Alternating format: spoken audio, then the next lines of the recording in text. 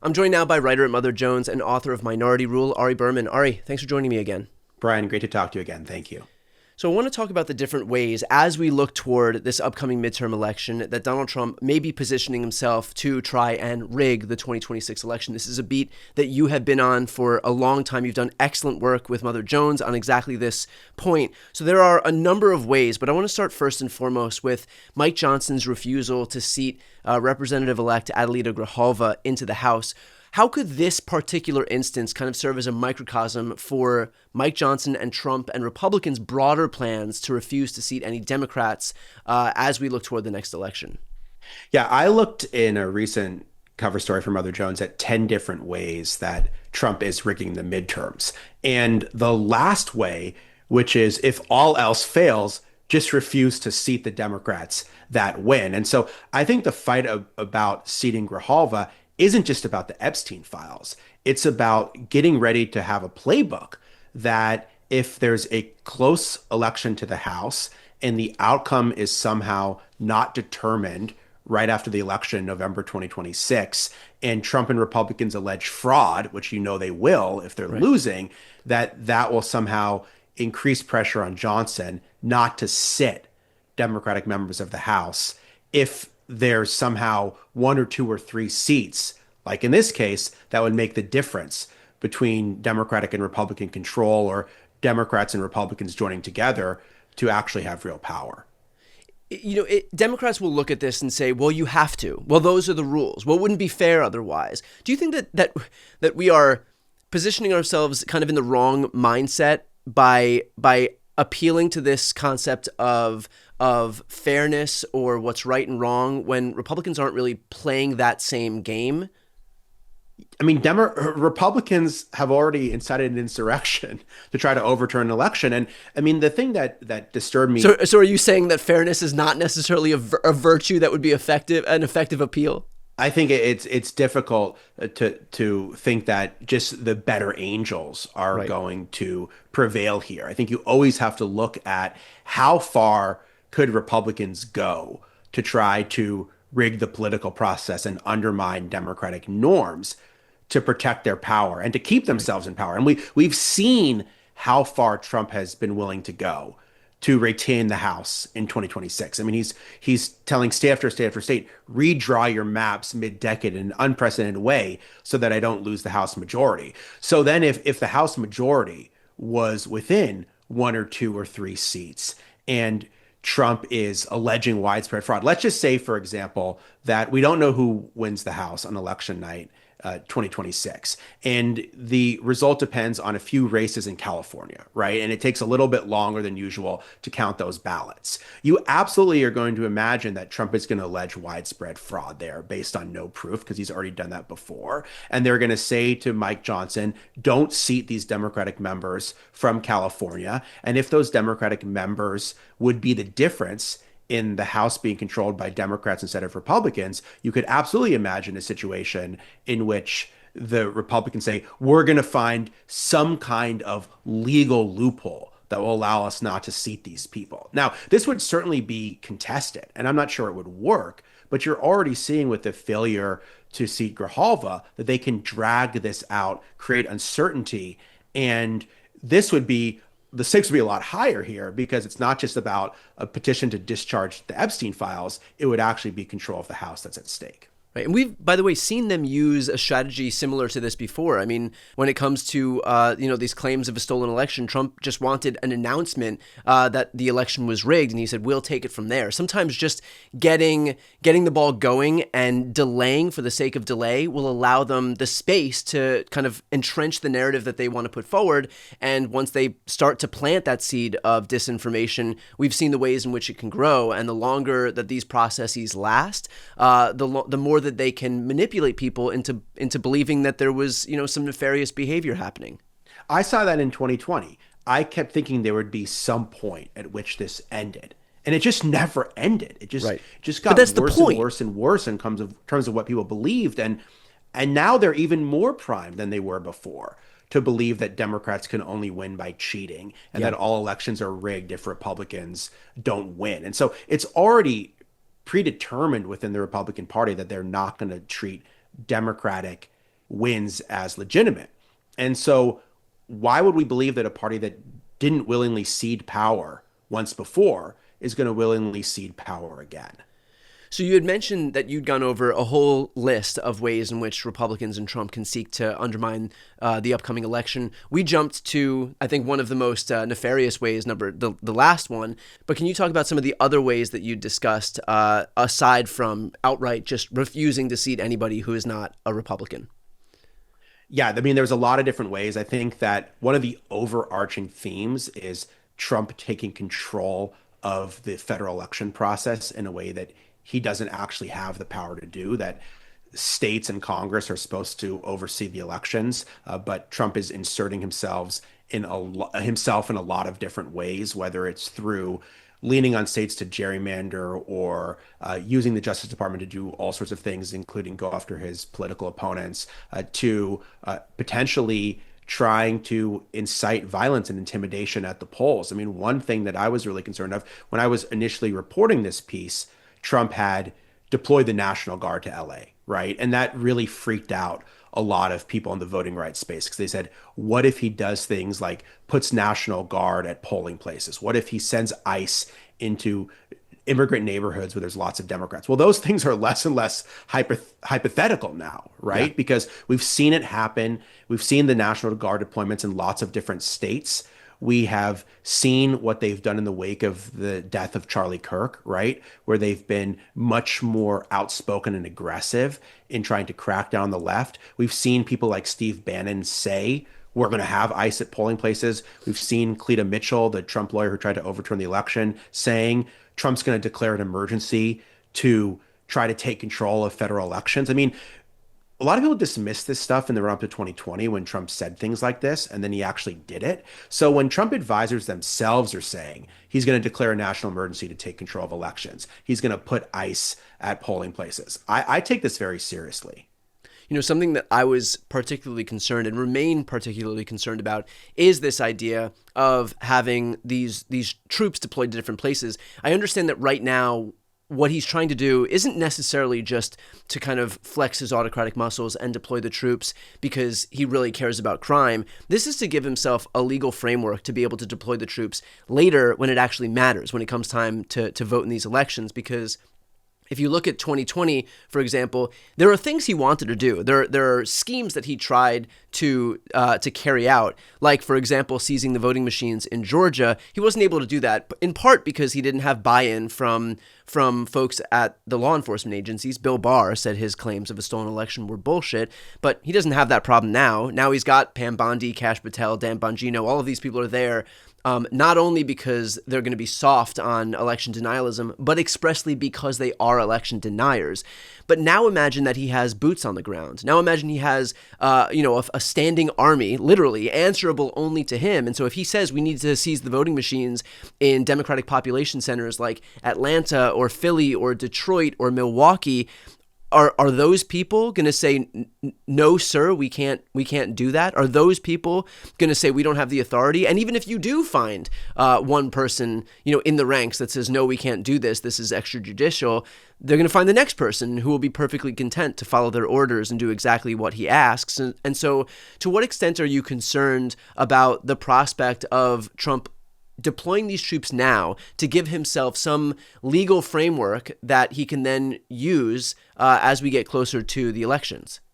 Yeah, I mean, that's the big difference between Trump 2 and Trump 1 is systematically getting rid of anyone who would stand up to the president. And as you said, putting people in there who are not just going to effectuate what he wants to do, but who willingly want to carry this kind of thing out and supported the effort to do so in 2020. And I absolutely believe that the troops are there in all of these places to lay the groundwork for intervention in the election if that's what Trump wants, because he's already weaponized the military in a way that would have been unthinkable. I mean, can you imagine what would have happened if President Biden did something like this and sent troops to Republican states, sent troops to Texas, for example, what the blowback would have been. So what Trump is doing now is he's normalizing things that are deeply abnormal throughout the political system. I mean, sending troops to blue states, or just having every state redraw their maps because you want to give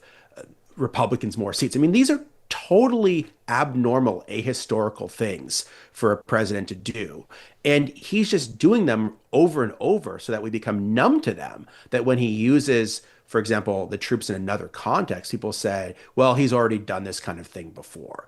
So I think it would be extremely disturbing for him to do this. I believe it would be illegal for him to do it. But the question you ask is who's going to stand up and stop him? It's hard to know who that would be in his administration, at least.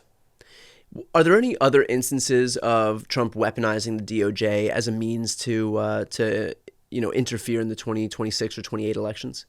Yeah, one of the things the Trump DOJ is doing right now, in addition to retaliating against Trump's political opponents, is they've started requesting and demanding in lawsuits sensitive voter data from what eventually will be all 50 states. And remember, when Trump had this election integrity commission and after the 2016 election, when he claimed that 3 million people voted illegally in California, and that's why he lost the popular vote, they tried to do something similar, this quote unquote Pence-Kobach commission. And they were basically laughed out of the room, including by many Republicans. The Secretary of State of Mississippi famously told Kobach to go jump in the Gulf of Mexico when we still called it that.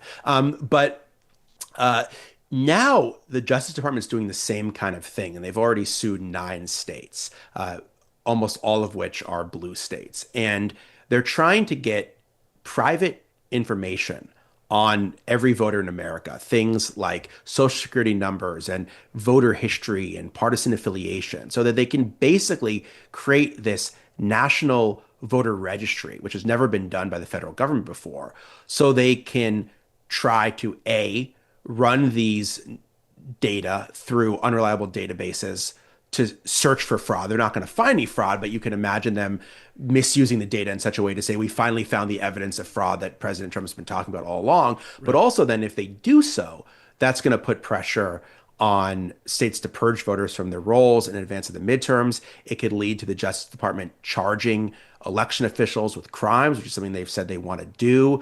And so I think that the Justice Department is going to use the playbook of retaliating against Trump's political opponents to then intervene in the midterms in a way that we've never seen before. So we've gone over a whole slew of different ways in which Trump and his DOJ and his allies can kind of interfere in the upcoming elections so that they can engineer Republican wins. Do Democrats have the tools to be able to push back on this? I mean, I know that people are going to be watching this, and it's going to be difficult to feel a sense of hope when the cards are stacked against us at the hands of people who are bad faith actors who have shown that there are no lengths too far to go to in order to preserve or consolidate their own power. And so do we have the tools at our disposal, willingness notwithstanding, but I think that's a separate question that we should also discuss, but to be able to actually prevent what feels sometimes like an inevitability? Well, I think Democrats are locked out of power in Washington, but they have to use the power they have, particularly in the states, to push back as effectively as they can. So just take the example of gerrymandering, for example, how Trump is going state by state by state to gerrymander. So it got a lot of attention when Texas did this, when Texas passed a new map to get 5 more Republican seats. And then in response, California has come up with a plan to give to voters that would give Democrats potentially 5 more seats. So that would kind of equal out, assuming it happens. But then Republicans are going systematically, state by state by state, still in Missouri, in North Carolina. They're talking about Indiana, Kansas, Nebraska, Florida. And it's not really getting that much attention now. It's not a big national story anymore. So you could have a situation where Texas passed its map to give Republicans 5 seats. California passes its map to give Democrats more seats. But then all these other Republican states, one by one, create even more additional Republican seats. And then the question is, where's the Democratic response? And I've heard a lot of Democrats in places like Illinois, in places like Maryland, where they have state power, talk about that we need to do this, but they haven't actually done it yet. And so I'm still seeing this asymmetric warfare where Republicans are using all the power they have, not just at the federal government, but at the statewide level, to try to enable Trump's agenda. But Democrats still aren't using all the power that they have at the state level to fight back against Trump's agenda. Do you think that there will come a tipping point where Democrats will recognize, or is it part of like the Democratic ethos to just be more circumspect, to rely more on good governance, even if we see, for example, that a reliance on good governance is actually the very thing that is entrenching bad governance that may not go away? Well, you'd think that tipping point would have already happened.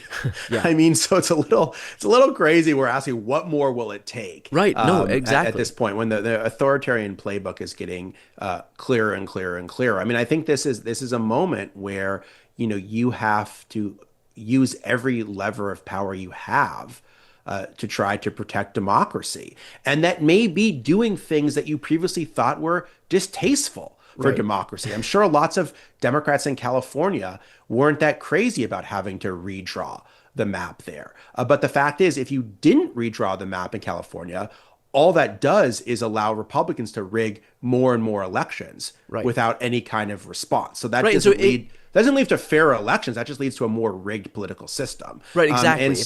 Exactly. I think that Democrats, unfortunately, are at a time when they have to fight fire with fire. And I'm still just not seeing Democrats use all the power they have in different states to be as aggressive as Republicans are currently. I wonder if the results of this upcoming November 4th election, at least as it relates to California and Prop 50, if there is as big a win for Prop 50 and being able to redraw the maps here in California as the polling might suggest, if that will give a sense of like a shot in the ass to these other governors who may be deciding whether, I'm sure they know it's the right thing to do. In fact, I've spoken to all of them and they've all said it's the right thing to do, except for Jared Polis, who doesn't seem very interested in Colorado, but that notwithstanding. J.B. Pritzker is saying the right things. Wes Moore is saying the right things. To a degree, Mikey Sherrill is saying the right things. Kathy Hochul, she's leaning on the fact that this is a longer process, that they wouldn't be able to effectuate it for 2026, but she's also saying the right things, even though the New York process would kind of settle in 2028.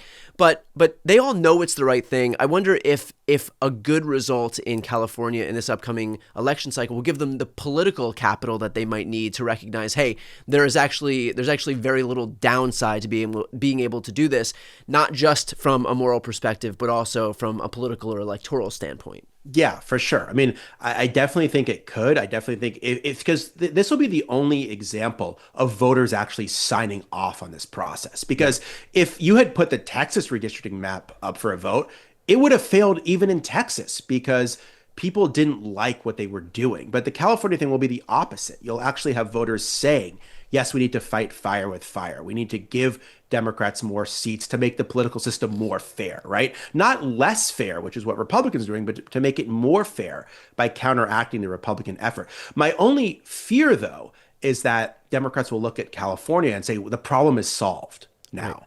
Right. We offset Texas. But like I said, if you look at what Republicans are doing in states beyond Texas, Missouri, North Carolina, Indiana, Kansas, Nebraska, Florida, they have a plan to pick up a half dozen seats or more after Texas, right? So that will still lead to a midterm where Democrats are going to be at a major disadvantage before a single ballot has been cast, let alone the fact that we're now looking at the possibility of Supreme Court further gutting the Voting Rights Act, which could lead Republicans to pick up even more seats, potentially before 2026. So I think that California the message shouldn't be this problem is solved. It should be that this is only the first step in terms of counteracting the extreme gerrymandering that Republicans are doing.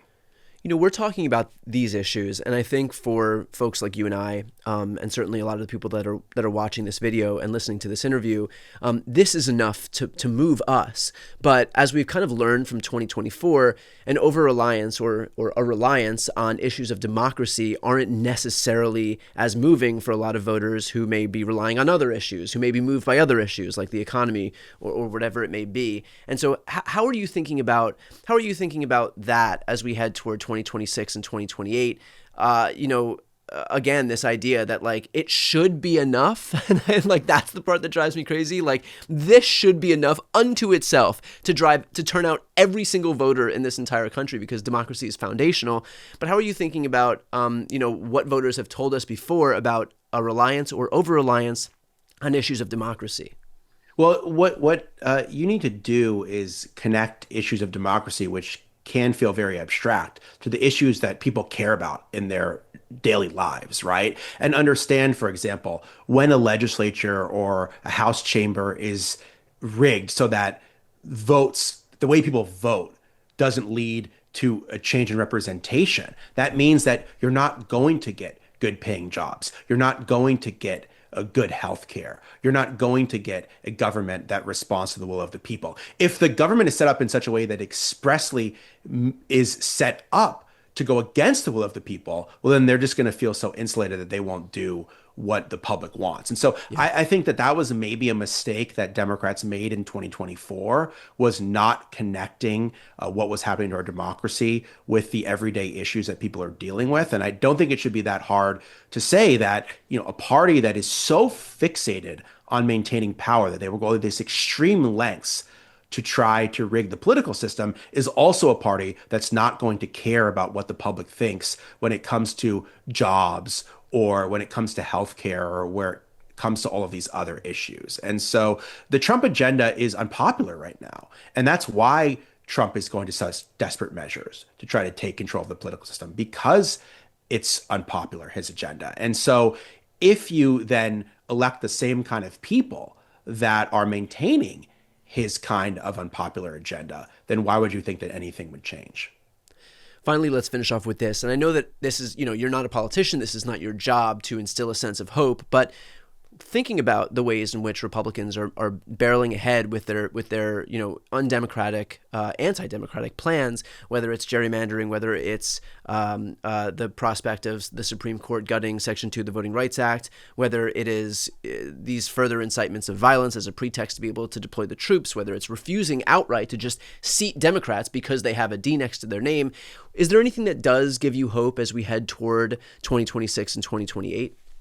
You're right. I mean, just even listing those things, Brian, it feels very overwhelming. I do think that it's heartening that resistance is growing, that it seems like in general, people are more aware of these anti-democratic efforts, more willing to do something about them. It was heartening to me when, even though it wasn't successful, when Democrats fled the state of Texas, and it became a national story, right? And it actually broke through. Because I think one of the things that happens is there's so many attacks on democracy, people just become numb to it, and they just say, like, I'm not going to pay attention to any of them at all. And so it's easy to withdraw from that. But I do think that there is a lot of mobilization. I think you'll see a lot of mobilization in 2025. Everyone's thinking the elections are in 2026, but we have elections in 2025. So I think you'll start to see the mobilization now. And ultimately, the thing is, if you look at 2026, Trump is not on the ballot, right? But Trumpism is on the ballot. So in all of those races, not just for the House, but races for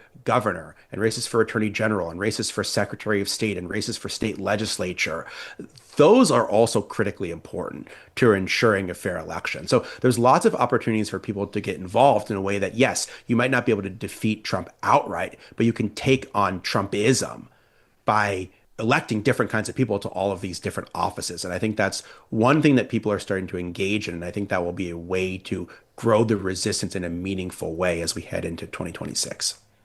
You can read Ari's work in Mother Jones, and I highly recommend Minority Rule, the book that Ari wrote. I'll put that link right here on the screen and also in the post description of this video. Ari, as always, thank you so much for the time. Thanks for the work you're doing. Thanks so much, Brian. Great to talk to you again.